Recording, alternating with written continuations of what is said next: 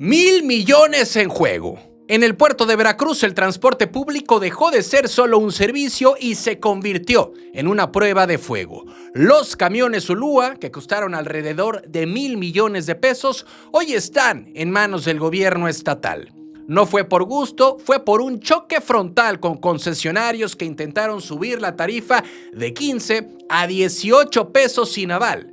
La jugada salió mal y las unidades regresaron al Estado. Y aquí la intriga no es quién ganó el pulso, es si ahora el gobierno puede demostrar que sí se puede operar sin que el sistema se come el presupuesto. La decisión fue clara: mantener el servicio y evitar que la gente se quede varada.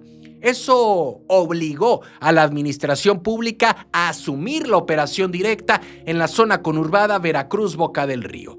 Las unidades ya están ahí, son 102 autobuses, en su mayoría híbridos, adquiridos con una inversión de 500 millones de pesos. No son camiones viejos, tampoco son improvisados, pero el tema está en la caja, porque una cosa es comprar camiones y otra muy distinta es hacerlos rentables sin cargarle la mano al usuario. El cálculo completo ronda los 1.000 millones de pesos. A lo ya invertido se suma el plan de expansión del sistema Quetzali en Coatzacoalcos con otros 500 millones en la mesa. Parte de ese dinero ya se gastó y el resto está etiquetado. No es un cheque en blanco, pero sí una apuesta grande a la movilidad pública. Desde dentro del propio gobierno se reconoce que ahora toca probar que el modelo funciona más allá del discurso. Los recursos se manejan mediante un fideicomiso específico para modernizar el transporte. Así que en el papel, el dinero solo puede usarse para mejorar el servicio y absorber la operación. La gobernadora Rocío Nale ha sido directa: el transporte no puede ser rehén de presiones ni negocio por encima del interés público. También dejó claro que, a diferencia de Jalapa, en Veracruz no hay condiciones para subir el pasaje. Hay que recordar que hace algunos días el transporte público en Jalapa subió su tarifa. También dejó claro la gobernadora esta situación y bueno, el paro, las sanciones anunciadas y la toma de control dejaron un mensaje duro para los concesionarios, pero también abrieron otro frente: la eficiencia del Estado como operador.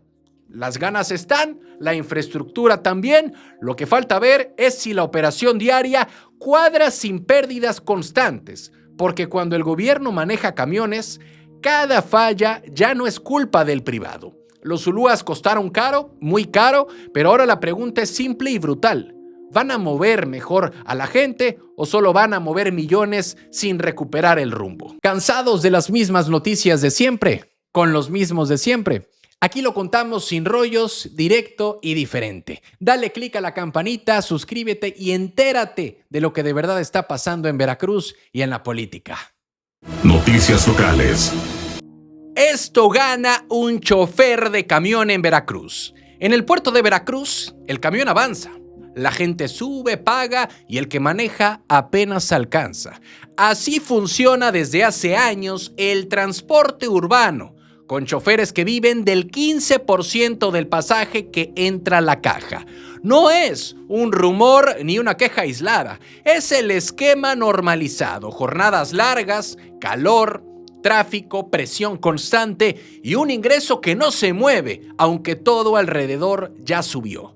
Aquí el conflicto no es nuevo, pero el desgaste ya se siente, porque manejar un camión hoy no alcanza ni para llegar a fin de semana. Los operadores lo dicen sin rodeos: ganan una miseria. De cada peso que gana el usuario, solo una pequeña parte llega al chofer. El resto se reparte en una cadena que ellos no controlan, y con la tarifa actual, para apenas rozar el salario mínimo diario alcanza. El operador tiene que llenar el camión una y otra vez, no una jornada cómoda, sino un maratón sobre ruedas. Y aún así, muchas veces no se logra, porque no todas las corridas van llenas y porque el día no siempre alcanza para cuadrar las cuentas. Desde las rutas, los propios delegados reconocen el problema. El modelo salarial lleva más de una década sin cambios reales, mientras el costo de la vida se disparó. El tema no parece ser la falta de voluntad individual, el tema está en la estructura. Los choferes no deciden tarifas ni porcentajes, acatan órdenes y salen a trabajar con lo que hay. Aquí la tensión no es contra el usuario, es contra un sistema que se quedó congelado mientras la ciudad siguió avanzando. Para muchos operadores, el aumento ilegal del pasaje no es una solución, es una consecuencia, un síntoma de que algo no está funcionando en la operación del transporte. Y ellos mismos lo dicen, no buscan afectar a la gente, piden comprensión y sobre todo que se reconozca que también son trabajadores con familia. Porque mientras hay apoyos para distintos sectores, el chofer sigue siendo el eslabón más frágil de la cadena. El diálogo entre concesionarios y autoridades sigue atorado y cuando eso pasa, el problema baja directo al volante. Desde dentro del gremio se reconoce que mientras no haya acuerdos arriba, abajo no hay margen de maniobra. El camión sale, aunque el ingreso no alcance. La precariedad se volvió rutina y eso es lo verdaderamente preocupante. En el transporte urbano del puerto de Veracruz, el camión no se detiene, pero el salario sí. El debate no es solo cuánto cuesta el pasaje, sino cuánto vale el trabajo de quien maneja, porque sin chofer no hay ruta. Y hoy manejar ya no alcanza. Noticias locales. Avión espía sobre Veracruz. Sí, en Veracruz algo raro está pasando en el cielo. No es lluvia, no es un avión comercial y no es rutina. Es un aparato militar de Estados Unidos dando vueltas sobre el estado y no precisamente de paso.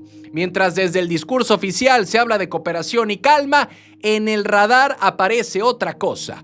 Un avión de inteligencia sobrevolando desde el sur hasta el norte veracruzano. Y ahí es donde empieza la incomodidad, porque cuando mandan este tipo de aeronaves, nunca es por curiosidad turística. La plataforma Flight Radar 24 registró vuelos constantes de un Boeing P-8A Poseidón, una de las joyas de vigilancia de Estados Unidos, que no es un avión cualquiera, es espionaje aéreo puro. El recorrido no fue discreto, pasó por la franja de Coatzacoalcos, siguió rumbo a Martínez de la Torre y dejó claro que el interés es amplio, no puntual. Desde la lectura política, esto no ocurre en el vacío. Coincide con el ambiente tenso entre el gobierno de Donald Trump y la administración de Claudia Sheinbaum. El Poseidón no es transporte ni apoyo logístico.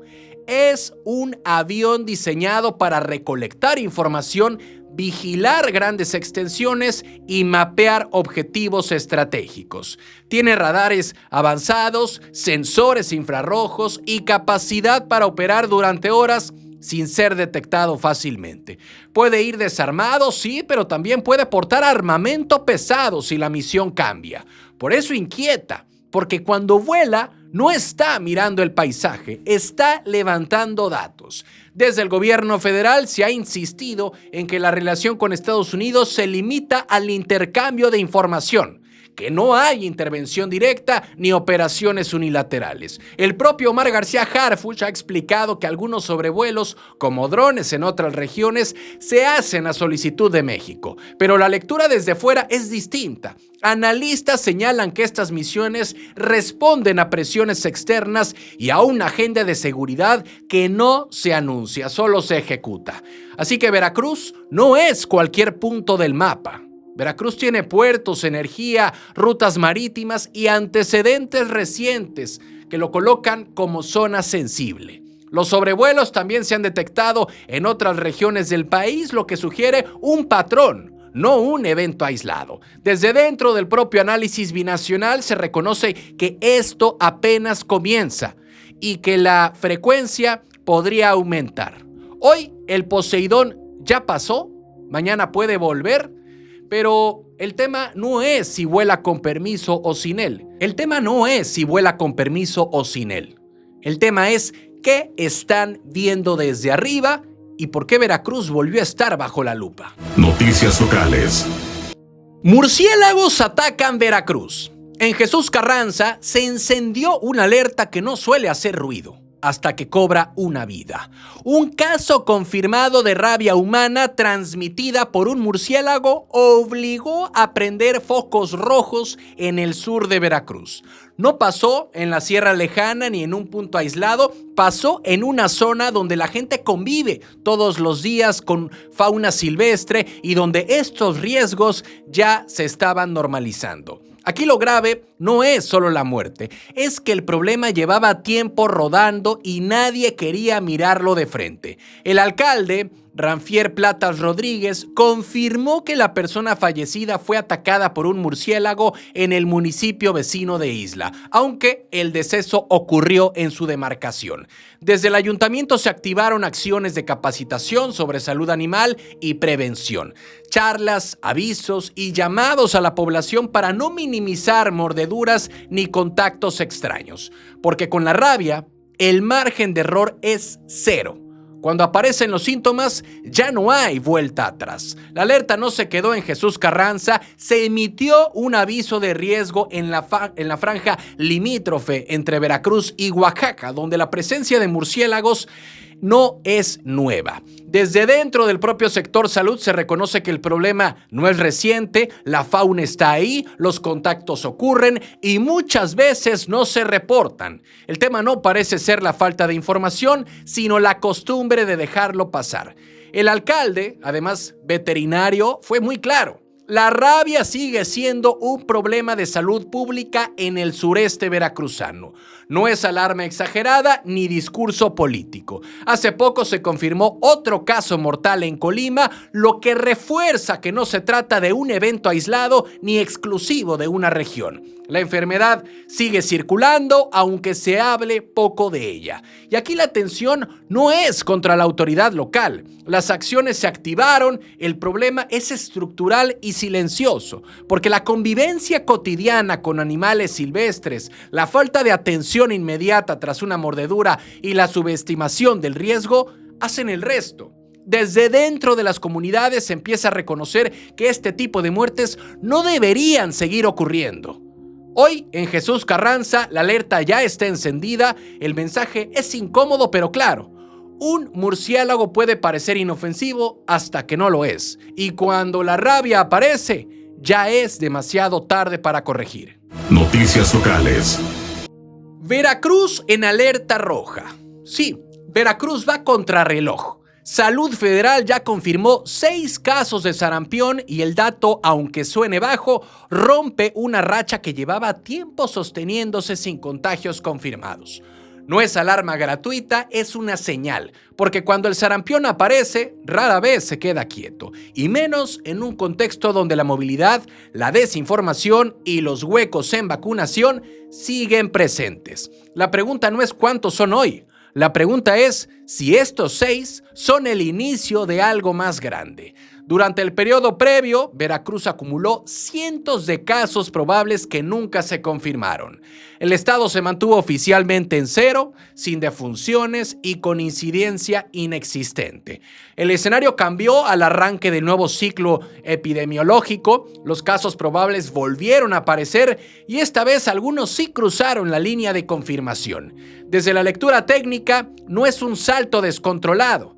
Desde la lectura social, es un aviso temprano que no conviene minimizar. En el tablero nacional, Veracruz aparece con cifras bajas frente a otras entidades con brotes más visibles. Está por debajo de estados del norte y también del occidente que ya enfrentan números más altos. Eso obviamente, pues juega a favor, pero solo por ahora, porque el sarampión no respeta fronteras administrativas ni rankings estadísticos. El informe es preliminar y se alimenta semana a semana. Lo que hoy es bajo, mañana puede cambiar si la vigilancia se relaja. A nivel país, los casos confirmados se cuentan por miles y están distribuidos en todo el territorio. No hay un solo estado fuera del mapa. Los más afectados siguen siendo los niños pequeños, especialmente quienes no han completado esquemas de vacunación, y también aparecen adultos jóvenes, un grupo que muchos daban por cubierto. Ahí está uno de los focos rojos. Generaciones que crecieron con coberturas incompletas o refuerzos olvidados. Desde dentro del sector salud se reconoce que el problema no es la reacción, sino la prevención sostenida. Porque el sarampión regresa cuando la guardia baja, y en Veracruz El reto es actuar antes de que el número deje de ser manejable, reforzar vigilancia, ubicar contactos y cerrar brechas. No es pánico lo que se necesita, es constancia. 6 casos no son una tragedia, pero tampoco son un dato menor. En temas de sarampión, el verdadero riesgo no está en el primer número, sino en confiarse cuando aún hay tiempo de evitar que crezca.